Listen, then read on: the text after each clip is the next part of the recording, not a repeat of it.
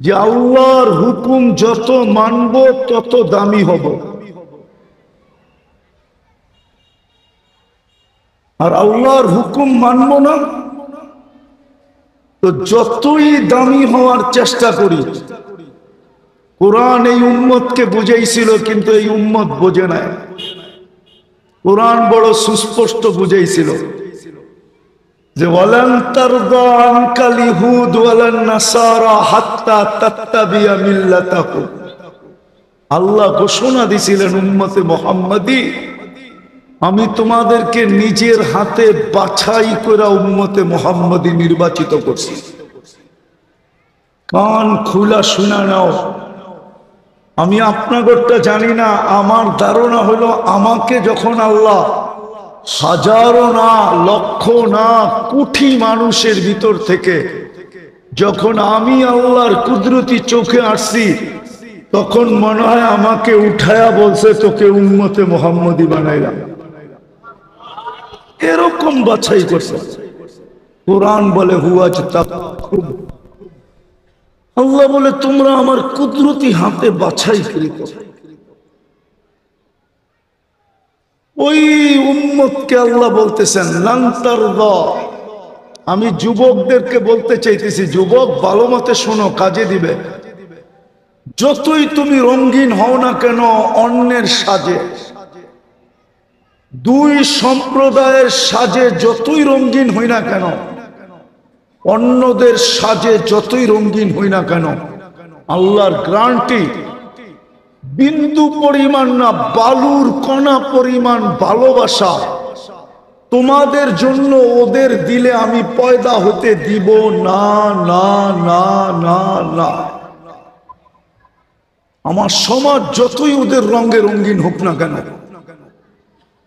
আমার কথা ভালো মতে নোট করেন, যাকে আল্লাহ সদ ইচ্ছায় মুহাম্মদুর রাসূলুল্লাহ সাল্লাল্লাহু আলাইহি ওয়াসাল্লামের উম্মত বানাইছেন আর শ্রেষ্ঠত্বের মুকুটটা মাথায় পড়াইছেন, ও যতই অন্যদের রঙে রঙিন হোক,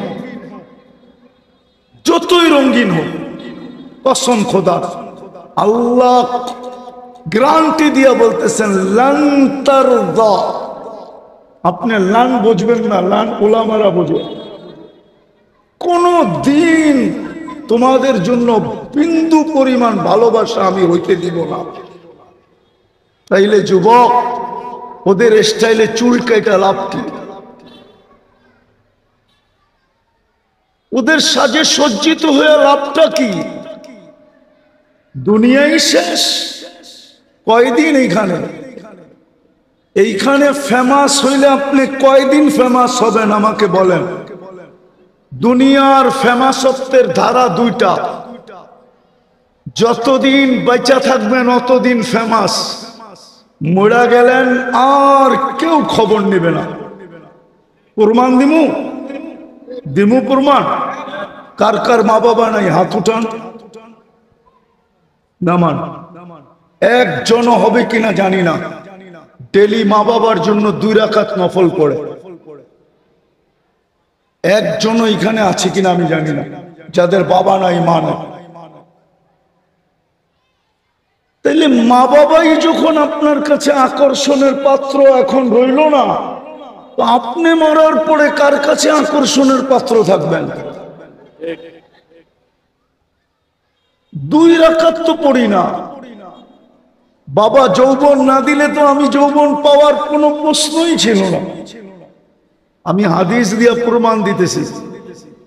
সাহাবী রাসূল ছেলে আয়েশা অভিযোগ করছে আল্লাহ রসুলের কাছে, ছেলেও সাহাবী, ইয়া রাসূলুল্লাহ 2 হাতে কামাই, বাবা 2 হাতে খরচ করে, আমাকে একটু জিজ্ঞাসাও করে না, বাবাকে ডাইকা যদি একটু শাসায়া দিতেন।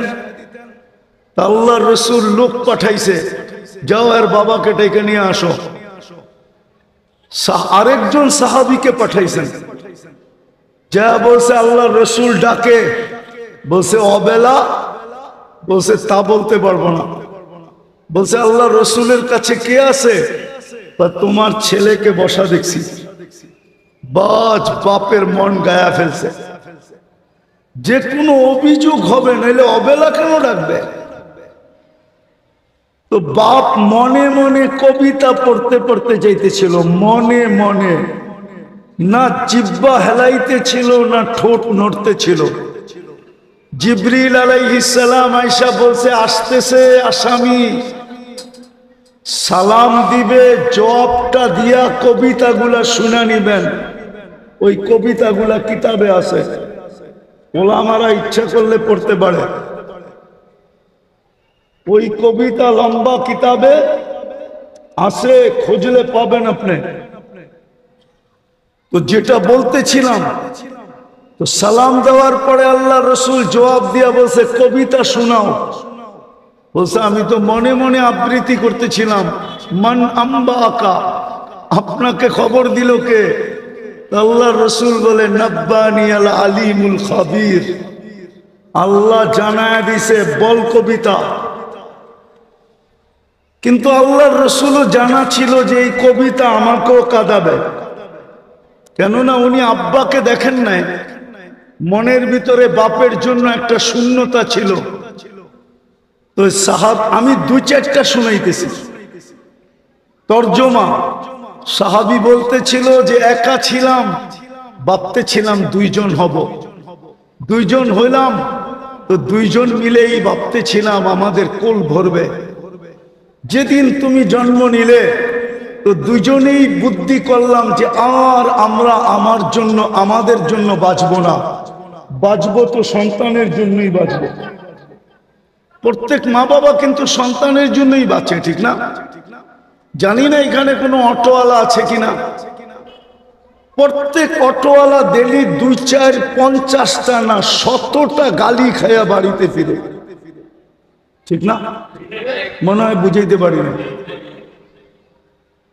আবার যদি যুবকদের হাতে পড়া যায়, তো ডেলি 2, 4টা থাপ্পড় খায়ও বাড়িতে ফিরে, ঠিক না?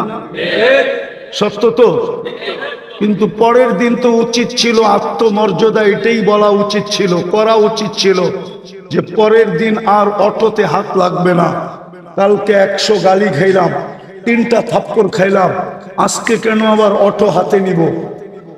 পরের দিন হাতে নেয় না, নেয় না? কেন নেয়? বউ বাচ্চা আছে এই জন্য নেয়। বউ বাচ্চা না থাকলে কোনোদিন হাতে নিত না। শ্রমে পেশার মানুষগুলা, হায় হায় হায়, ওদেরও আত্মমর্যাদা আছে, যদিও আমার সমাজ বোঝে না। চাকরি যারা করে অন্যের কাছে, ওই চাকরদেরও কর্মচারীদেরও আত্মমর্যাদা আছে, কিন্তু ডেলি 2, 4, 20টা গালি খায়া বাড়িতে ফিরে। শুধু বাইচা আছে সন্তানের জন্য, বউ বাচ্চার জন্য। সাহাবী রাসূল বলে, আমরা ভাবতাম যে এখন বাঁচবো তো তোর জন্য বাঁচবো। আমি সংক্ষেপ করতেছি। সাহাবী রাসূল বলতেছিল, তুই তো আমাকে একজন হিতাকাঙ্ক্ষীও ভাবতে পারতি। একজন হিতাকাঙ্ক্ষীও তো ভাবতে পারতি, বাপ না ভাবতি, একজন হিতাকাঙ্ক্ষী ভাবতি, একজন সহযোগী ভাবতি, একজন সহানুভূতিকারী ভাবতি। তুই আল্লাহর রসুলের কাছে আমার বিরুদ্ধে অভিযোগ দিলি, তো দিলি কি করে? সে যখন পুরা ছন্দ শুনানোর পরে মুহাম্মদুর রাসূলুল্লাহর চোখ বায়া পানি পড়তে পড়তে দাড়ি ভিজা বুকের ভিতরে পড়তেছিল, না আব্বাকে তো দেখেন নাই।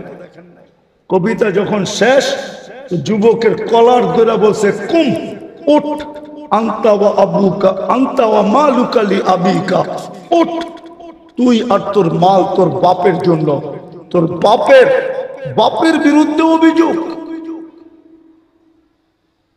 তো যেটা বুঝাইতেছিলাম, আকর্ষণ কতক্ষণ, বাবা ছিল যতক্ষণ, মা ছিল যতক্ষণ। বাদ দিলাম নামাজ, এই উম্মতকে তো আল্লাহ সুযোগ দিছেন দেখা। বললাম না, এই উম্মতের সাথে আল্লাহর ইয়ারি দোস্তি